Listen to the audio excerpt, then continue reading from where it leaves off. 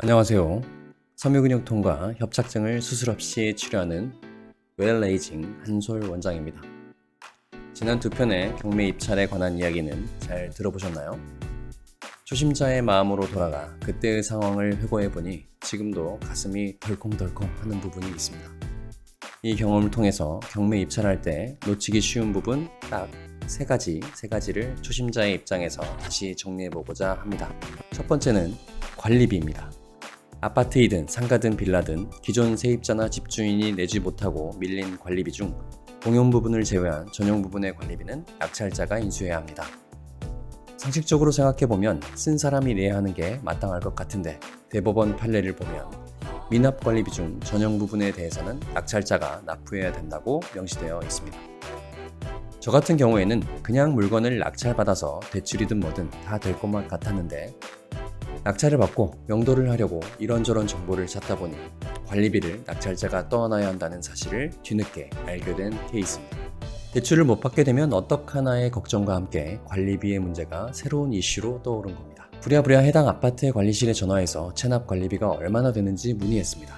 입찰은 단독 입찰이었지만 그간 수없이 많은 사람들이 밀린 관리비가 얼마나 되는지 이미 문의했다는 사실과 함께 밀린 관리비가 300만 원이 훌쩍 넘는다는 충격적인 소식을 접했습니다. 그냥 앉아서 한숨만 푹푹 나왔습니다. 그렇기에 입찰을 많이 하지 않았구나 하는 생각과 함께 300만 원을 어떻게 하면 안 낼 수 있을까 고민하기 시작했죠. 결론은 밀린 관리비까지 300만 원을 어쩔 수 없이 내야만 새로 임차인을 구할 수 있었다입니다. 그러니 이 영상을 보시고 경매를 도전해보고 싶으신 분들은 꼭 입찰 전에 해당 물건의 관리비가 얼마나 미납되어 있는지를 꼭 확인하시기 바랍니다.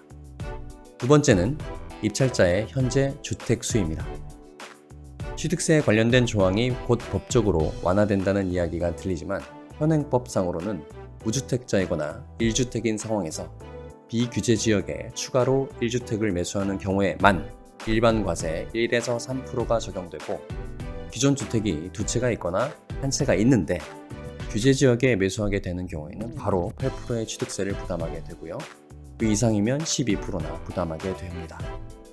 10억짜리 집을 사는데 취득세로만 1억 2천만 원을 부담하게 되는 경우가 생길 수 있으니 취득세 조건이 어찌 되는지 면밀히 따져보시고 입찰하시기 바랍니다.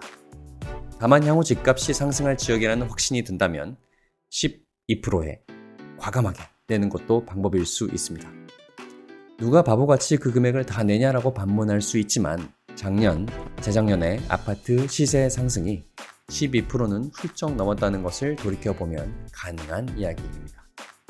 또한 취득세는 추후 해당 부동산을 양도할 때 양도소득세에서 차감되는 금액이기도 하니 확실한 곳이라면 충분히 시도해볼만 합니다. 마지막으로 대출입니다.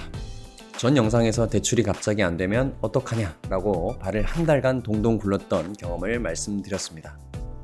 돈이 넘치게 많은 분들이야 대출을 안 받고도 모든 금액을 현금으로 낼 수 있겠지만 자본이 부족하거나 다른 곳에 묶인 경우에는 반드시 경락자금 대출을 받아야 합니다.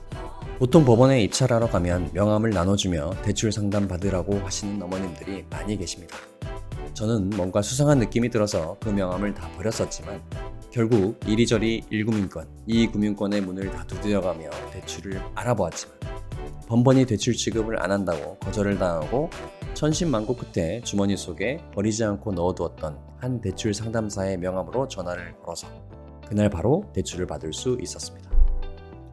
요즘 여러 가지 대출 어플리케이션도 나오고 솔루션들도 많이 있지만 가장 확실한 건 해당 부동산을 입찰하는 그 시간, 그 현장에 나와 계시는 대출 상담사분들이 가장 잘 대출을 해준다는 것입니다. 나중에 딴 데서 받더라도 입찰할 때 나눠주는 명함은 꼭 챙겨놓으시기 바랍니다. 잘 들어보셨나요? 경매 후 초심자의 마음으로 돌아가 무엇을 절대 놓치지 말아야 하는가? 세 가지 포인트를 정리해 보았습니다. 물론 더 챙겨야 할 것이 많겠지만 위에 세 가지만 잘 주의하신다면 큰 무리 없이 입찰을 할 수 있지 않겠습니까? 앞으로 부동산과 공인중개사에 관한 이야기를 더 들려드리고 싶은데 어떠신지요?